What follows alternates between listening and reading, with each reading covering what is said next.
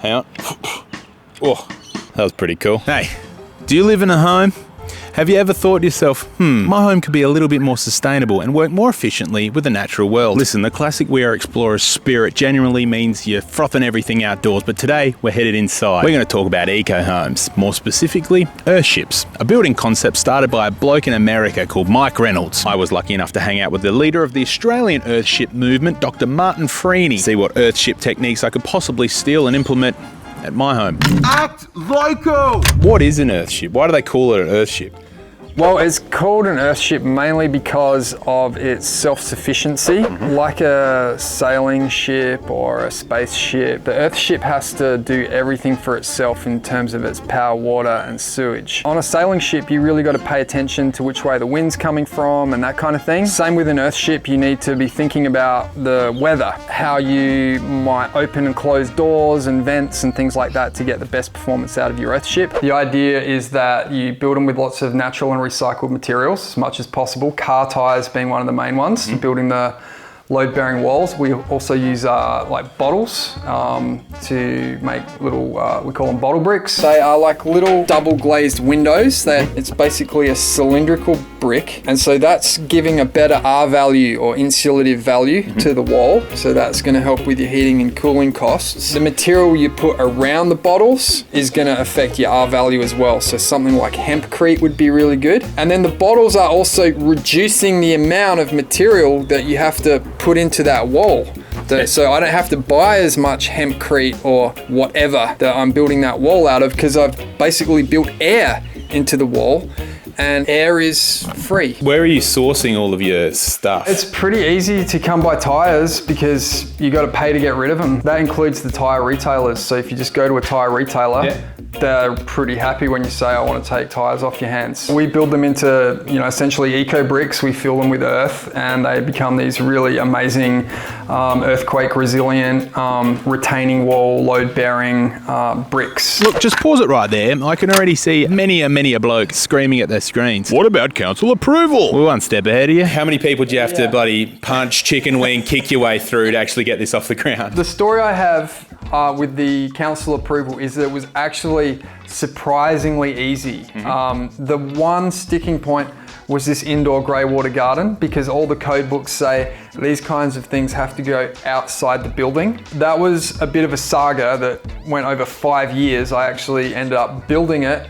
getting told off for building it, getting told I was no longer allowed to put grey water through it, and then when the time was right, I relodged my application when they were revisiting the wastewater codes. And now, thank goodness, I can get these systems approved in South Australia, and we've just had one approved in Tasmania based on the approvals in South Australia. So it's sort of like, the bureaucrats in Tassie looked at what happened here and were like, that's cool with us, that's what I call common sense. From go to woe, if I was to build a ship, how do I start? Where do I end? There are 3 fundamental things you need: land, money, and permission. Okay, the holy triangle of Earthships. It's really any house, right? I guess, maybe a 4th thing is extreme quantities of enthusiasm and motivation, because it's not an easy path to walk, but I help people get permission. Earthship Eco Homes, the company I set up to really try and drive this whole thing forward, providing people with plans and advice on how to get approval for their Earthship. And the other thing I do through Earthship Eco Homes is run these workshops to get volunteers on site to assist people with getting their Earthships built. They are really labor intensive, but people seem to be willing to come and work on them because it's so much fun. We really do emphasize that it's great fun. We're camping together, we're living together, and like laughing together, and we pound tires and cut bottle bricks and just have a cool time. Is pounding tires literally just like stuffing it with earth without tires? It's stuffing the earth into the tires, but it does become very energetic process with a sledgehammer. Sick. So it's almost a little tribal, isn't it? Like it really is. It really is. And I love that word. It's a little tribal. Like we do form this little tribe. And it's actually a great meditation, pounding tires, and it's also a great way just to let some anger go. Like if you just got any, issues, you need to, demons that need exercising or something, you just go pound some tires and it's all good. Damn you, Alex. Chip rock! Burn! And then it's kind of up to you how you get the land and money. I can't help with that. What do you look for in a good piece of land to put an Earthship on? Probably the most important thing is that you've got good access to the sun. So that generally means when you're looking north, you don't want to have any big trees or mountains or buildings that's going to block your winter sun. So what really works nicely is to have a gentle north-facing slope, because then you can kind of dig into the hill. You get a whole lot of earth to put in your tires and to backfill around the building. But it can also be a flat site as well. That's fine. We just mound up earth. We can put out the clean fill wanted sign and we'll get earth delivered for free. Yeah. That's another cool thing about earth. It can be delivered for free. It's a construction material like tires that is free. Earthships tend to be quite long in the east-west direction. They're sort of these big, long, stretched out buildings. That's because you want that greenhouse to sort of face north and adjoin every room. So that's why they tend to be big, long buildings. So we did do the Goolwa Earthship on a 30 meter by 30 meter suburban allotment, and I feel like that's kind of the minimum size. That's pushing it, you reckon? That was difficult, but we managed. How long does it take to chuck one of these bad boys together? Well, that's how long is a piece of string type of question, but I'll give you two ends of the spectrum, okay? We built one in 2019 in East Augusta, Western Australia in about 6 weeks, but we had 50 people building it. Yeah. And so that building went up really quickly. This one here was my little weekend project, basically. We did some summer workshops and things like that, which really kicked it along. But this one was built over the course of about 7 years. Oh, wow. Okay. So it just depends. You can do it in sort of like 7 years or 7 weeks. It depends on the resources you throw at it, people power, and also your budget. That's what slowed me down. But if you can really, if you've got the money to just smash it out, then yeah, it can happen very quickly, actually. Before we started rolling, you did make a bit of a point that it's not the cheapest thing to do, but long term, it's better. If you do take that long-term view, it is going to be cheaper. But what happens with an Earthship is you put a whole lot of costs up front, like all your off-grid power, water and sewage systems. They could add up to, like, let's say $100,000, maybe more like 75, but it's sort of like batteries, panels, rainwater tanks, pumps, filters for your water, and then things like this beautiful indoor grey water garden, your septic tank, all that stuff adds up. It's more stuff, and of course it costs more. And so, I mean, if you're comparing apples and apples to a normal house, do they include all that stuff in a normal house? Not really. Some of those things maybe, but it is hard to make those comparisons. But once you've got all those things in place and you're inside this home that naturally heats and cools itself and takes care of all that power, water and sewage stuff, you've got very minimal ongoing running costs. So yeah, if you do look at those costs over 20, 30, or 100 years, like definitely you're gonna be way ahead after 100 years, but I'd say it's probably around 20 years to actually get your money back that you invested up front. So if you're planning to build it and sell it, there's no real incentive because the next owners are gonna benefit from all that extra stuff unless you put just into whack it. on the Earthship tax that they have to pay. I mean, but yeah, I know you're right. And I think people will value that if you can sort of go, well, look, here's a building that has basically got no utility bills. They're going to pay more for that, and especially in the current climate on this planet, like there's all sorts of things freaking people out, and people want that security. They don't want to be worried about power outages and water outages and things like that. God, that is tough to hear. So let's just get back to some of the other features of the house. So all of this is steel? It's a steel mesh. It's a really bushfire resilient roof because there's about 20 tons of earth up there. You can think of this as like a concrete floor slab, but it's only 75 mil thick, like a floor slab's 100 mil thick. So it's quite thin, super strong because of its arch shape.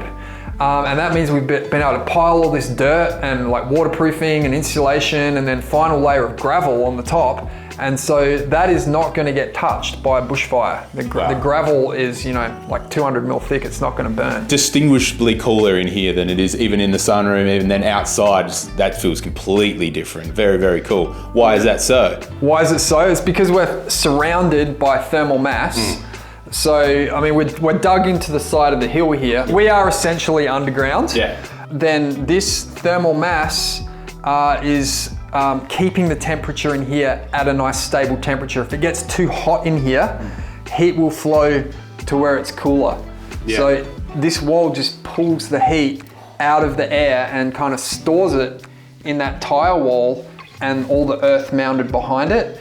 And then if it gets too cold in here, then the heat comes out, because heat is always going to flow from hot to cold.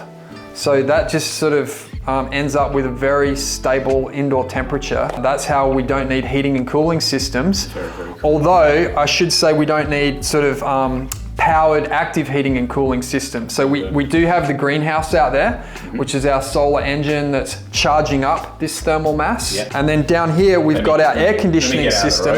Yeah, so this little cupboard here is used to regulate airflow through this grill here. And so I can feel fresh air coming in here, and that's at a much nicer temperature than the outdoors. And there's no fans. It all just happens by the air flowing through the building as hot air rises out of the open skylight in the greenhouse. Air has to come in somewhere, and it comes in here through 18-meter long tubes that are about 2 meters deep. This board here is just sort of stop the hot northerly winds rushing up, so air can actually still get in behind here. It's not hard up against there, but you can see the red back, and that's why we have the fly mesh here that keeps out the spiders and the rats and the snakes and all that kind of stuff. As the air moves through these pipes, it changes temperature to the stable temperature of the soil around the pipe, which is at about, you know, sort of 15 degrees or so year round.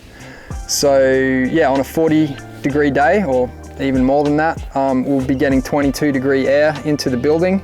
And if it's 0 degrees out here in the winter, these warm it up to about 14 degrees. So it's far better than just like opening a window, which lets in, you know, whatever's going on outside just comes into your house. Whereas this is sort of like I think of it as a free air conditioning system. I don't want to get too nerdy in the weeds about our solar input outputs, but how many panels are we running on the roof? One of the cool things about an Earthship is you don't need a very large system, because you haven't got much to run. You're not heating and cooling. All I'm running is a little underbench fridge in there, you know, microwave, speaker, some lights. There's a water pump that comes on when you turn on a tap. So there's not too much to run. So on the roof, we've got a 1 kilowatt system, you know, tiny for a house. It's, you know, most houses these days would have 6 times that or more.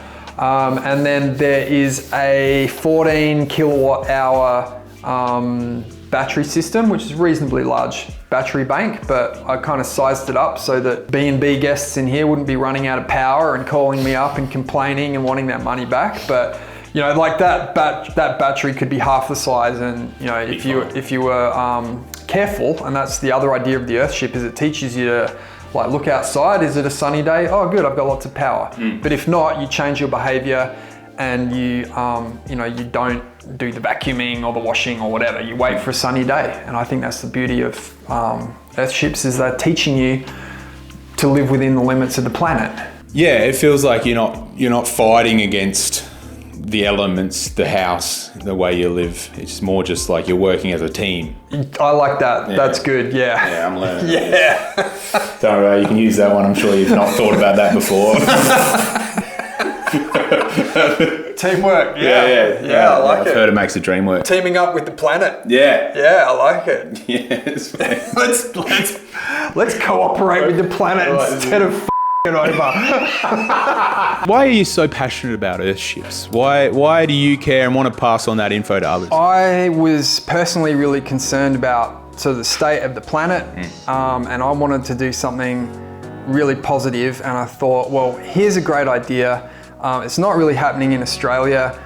I could learn all about it and then go and help other people do it as well. And I just see it as being really the most low carbon, low, eco footprint home that you can possibly conceive of, other than a little mud hut. Yeah. And like, Marty is an absolute legend, and it was awesome to spend a little bit of time with him to learn all about Earthships, even if my tripod did get absolutely soaked when he was showing me his sprinkler system. Oh no! I left me tripod in it! If you know another legend doing amazing things to protect the natural world, make sure you comment their name down below and we'll get in touch with them. Thank you. Bye.